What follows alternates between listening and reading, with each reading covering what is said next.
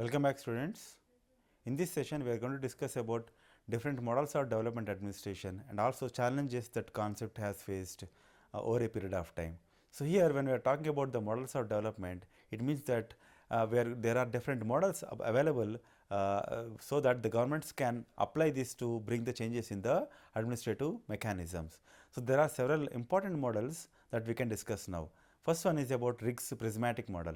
This you might have already studied while studying the comparative public administration, where prismatic model, what it appears to be on papers and what it is going to having experience in reality will be different. So, in the context of development administration, the prismatic model highlights the constraints that traditional social structures like caste, ethnicity, patron client relations, all these throw challenge against the administration when it is trying to develop the society. So, here on papers or in administration, its goals are set in a very clear cut manner, but when it comes to the implementation part, when it comes to the ground level realities, administration is going to face a lot of problems. So, in this context, in what Riggs argues that administration should be requiring what you call need to overcome from all these constraints before they target the development. Another important area is called modernization model.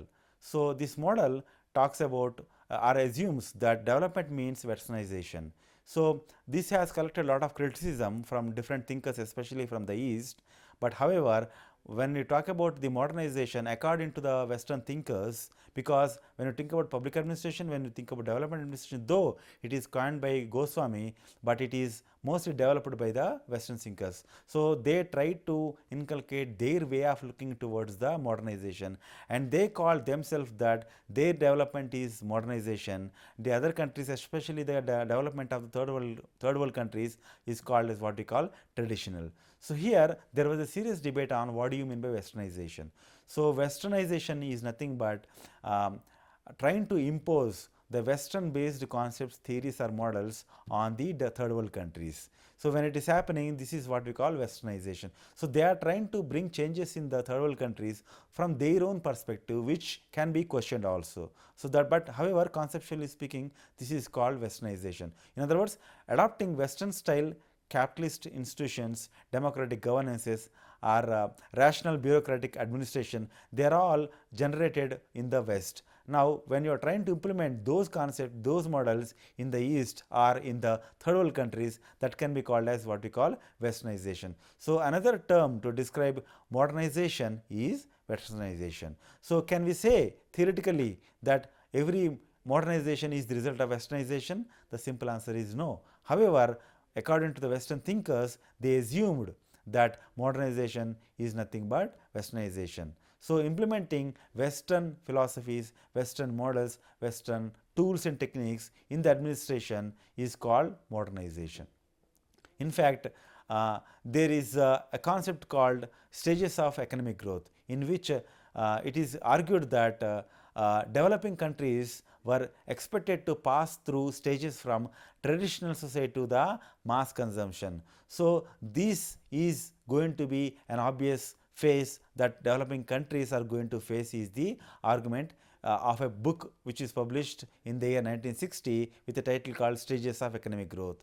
This model was criticized for ignoring local conditions. In other words, this way of looking at the third world countries is absolutely the result of what you call Western thinking. Means to understand the third world countries, you need to understand the local context.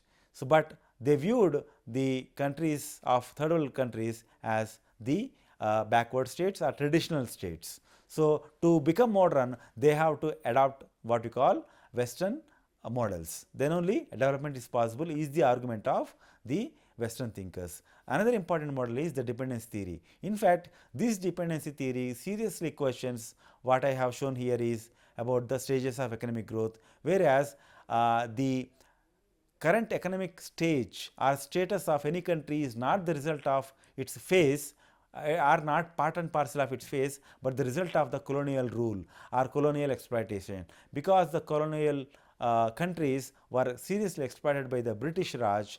As a result, this backwardness has come. So, dependency theory our model argues that the backwardness or the current state of economic affairs of any country, especially third world countries, are the result of the colonial exploitation. So you cannot treat this as a phase but as a result.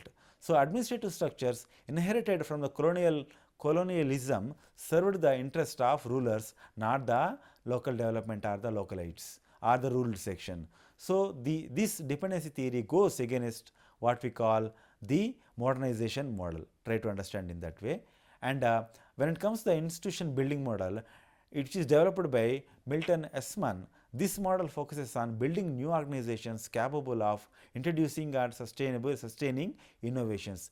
Key elements include leadership, doctrine, program, resources, and linkages with other institutions are important aspects of institution building. So in other words, when you talk about the development administration is centered towards institution building.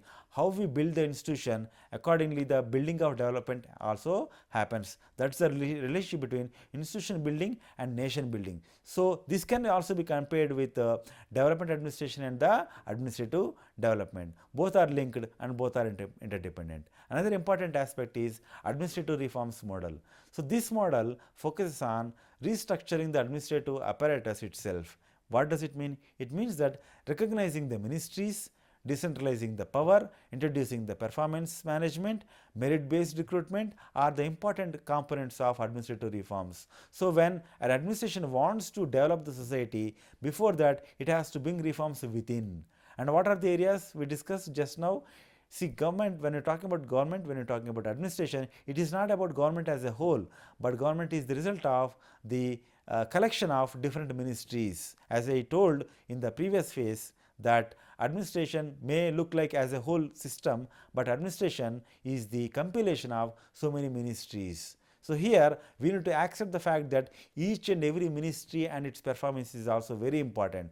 So this administrative reforms approach rejects the holistic approach of the government or treating government as a whole, and argues that our government or administration is the result of the collection of different ministries, and each and every ministry and its performance plays predominant role, and decentralizing power plays predominant role. As we discussed that when you stop thinking or treating government as a whole, automatically that is nothing but the result of decentralization approach. So decentralization is nothing but power will not be concentrated in one hand or in one particular area or within one particular ministry, but it will be distributed to different ministries equally, so that the development at different levels can happen, which results into automatically the holistic development of the country. And also introducing about performance management, merit based recruitment also very important. So when you're talking about the administrative reforms,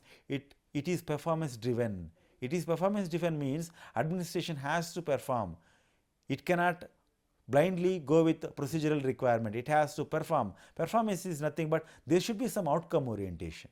There should be some outcome. So when there is an outcome orientation, automatically it is going to be performing, and performance, when you talk about, it is a performance of the employees. And when it comes to the recruitment of employees, it argues for the merit based recruitment. In fact, this you can derive the idea from the Weberian bureaucracy, where it is also called as merit bureaucracy. So recruitment in any system, when it is happening through the merit, it can be called as the merit based recruitment. Countries like India undertook major administrative reforms efforts through first and second administrative reforms, and accordingly whatever the recommendations made by the first administrative reforms commission and second administrative reform commissions, there were changes were made, but interestingly, and I would say unfortunately, that a good number of recommendations recommended by the second administrative reforms were not able to implement in an effective spirit.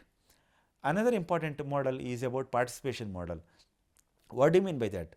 Here, this model is associated with the United Nations Development Program, UNDP, popularly known as, and this model argues that development cannot be administered from above. So it has to come from the bottom. What do you mean by that? This approach is called bottom-up approach. So overall, what we can understand here is that when you are talking about the participation model, it is more about the public participation in the development process than imposing a particular model by the government on the public. So at the same time, you need to understand that there are certain challenges confronted through this model, wherein it is blamed as American project or imposed one. At the same time, it is blamed as the Western model. It is failed to some extent because of the rigid bureaucratic nature, corruption and inefficiency. With this, we can understand that development administration, though it was very much relevant to the developing countries, but at the same time it has faced a lot of challenges, and it is high time for us to relocate into this and